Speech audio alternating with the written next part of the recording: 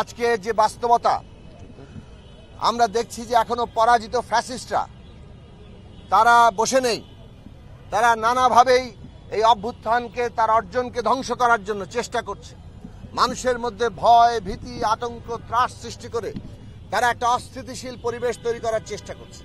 আপনারা জানেন গতকাল রাত 8:30টার দিকে গণসংহতি আন্দোলন কার্যালয়ের সামনে 3টি ককটেল বিস্ফোরণ করা হয়েছে।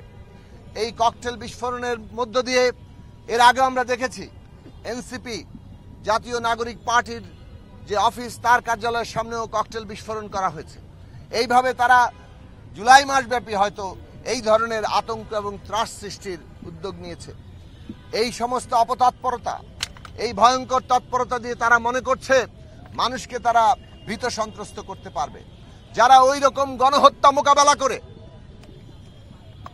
একজন মরলে আরো 4 জন আসে, এই রকম একটা অসাধারণ মানসিক শক্তি, দেশের প্রতি ভালোবাসা, জনগণের প্রতি ভালোবাসা, গণতন্ত্রের জন্য আকাঙ্ক্ষা এবং ফ্যাসিবাদকে বিদায় করার দৃঢ় প্রতিজ্ঞা, এই সমস্ত কিছু নিয়ে যারা এই লড়াই করেছেন, ফ্যাসিস্ট শক্তি মনে করছে তাদেরকে ভয় দেখিয়ে থামিয়ে দেওয়া যাবে।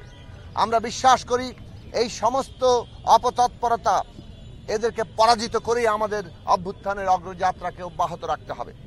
আমরা অন্তর্বর্তী সরকারের প্রতি আহ্বান জানাই, অবিলম্বে এই সমস্ত অপতৎপরতা যারা চালাচ্ছে, যে সমস্ত গোষ্ঠী চালাচ্ছে তাদেরকে চিহ্নিত করতে হবে।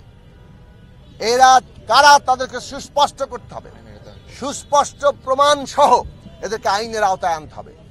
পরাজিত ফ্যাসিস্ট আওয়ামী লীগের লোকেরা যদি এই কাজ সুস্পষ্টভাবে প্রমাণিত হয়, তাহলে আজকে আওয়ামী লীগ যে একটা সন্ত্রাসী সংগঠনে আগেও ছিল এবং তারা এখন গুপ্ত সন্ত্রাস করার জন্য একটা তৎপরতা চালাচ্ছে, সেটা অত্যন্ত স্পষ্ট হয়ে আসবে এবং তাকেও আইনের আওতায় আনা দরকার। এই সমস্ত তৎপরতাকে আইনের আওতায় আনা দরকার।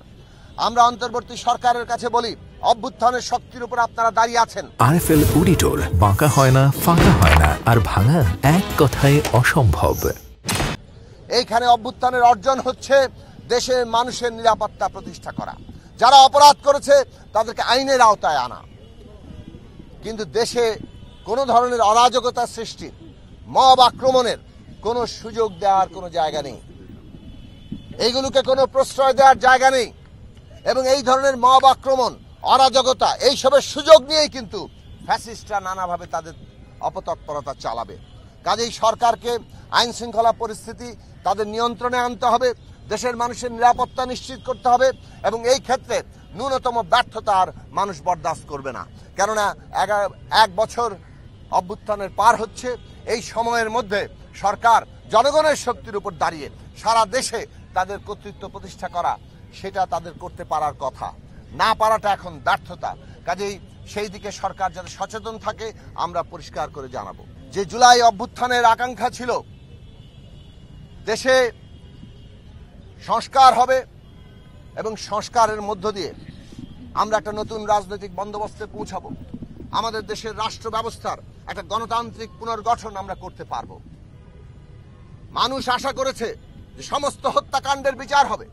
জুলাই আগস্টের সমস্ত হত্যাকাণ্ড তো বটেই, তার পূর্বে 15 বছর ধরে যে গুম, খুন, অত্যাচার কিংবা বাংলাদেশের সকল ধরনের হত্যাকাণ্ড সবকিছু বিচার হবে। ন্যায় বিচার হচ্ছে রাষ্ট্রের ভিত্তি। কাজে সেই ন্যায় বিচারের উপর রাষ্ট্র দাঁড়িয়ে থাকতে পারবে, সেই চেষ্টা হবে। আমরা দেখছি ন্যায় বিচারের তৎপরতা শুরু হয়েছে, কিন্তু এই বিচারকে আরো ত্বরান্বিত করা, আরো বেশি জোরদার করা, এইটা জনগণের দাবি। সংস্কার আমাদের করতেই হবে এবং সংস্কার মানে কি? ক্ষমতার এমন ভারসাম্য তৈরি করা যাতে ক্ষমতা ব্যবস্থা নতুন একটা জায়গায় দাঁড়ায় এবং জনগণের কাছে যারা জনপ্রতিনিধি, যারা সরকার, তারা জবাবদিহি করতে বাধ্য হয়। এই সংস্কারের ঐক্যের জায়গার উপর দাঁড়িয়েই আমরা আগামী নির্বাচন মোকাবেলা করব। আমরা দেখছি সারা দেশে এখনো যে পরিস্থিতি, তাতে সরকারকে অবশ্যই নির্বাচনের পরিবেশ তৈরির ক্ষেত্রে মনোযোগী হতে হবে এবং নির্বাচনের পরিবেশ তৈরি করে একটা সুষ্ঠু, গ্রহণযোগ্য এবং অবাধ নির্বাচন আয়োজন করতে হবে।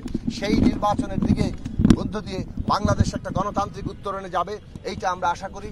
জুলাইয়ের সকল শহীদের যে আত্মাহুতি, তাদের যে আত্মত্যাগ, সেই আত্মত্যাগ আমরা যদি ন্যূনতম স্মরণে রাখি, তাহলে আমাদের সেই অঙ্গীকার কোনোভাবে যাতে চলতে না পারে, তার জন্য আমাদের দেশের সমস্ত মানুষকে ঐক্যবদ্ধ থাকতে হবে। গণসংহতি আন্দোলনের সকল পর্যায়ের নেতাকর্মীর প্রতি আমরা আহ্বান জানাই, জুলাইয়ের আত্মত্যাগের উপর দাঁড়িয়ে 1971 সালের মুক্তি সংগ্রাম থেকে শুরু করে আমাদের দেশের গণতন্ত্র প্রতিষ্ঠার জন্য সকল আত্মত্যাগকে ধারণ করে বাংলাদেশের গণতান্ত্রিক রূপান্তরের জন্য আমাদেরকে আমাদের সর্বোচ্চ ত্যাগ এবং বলিষ্ঠ সংগ্রাম করতে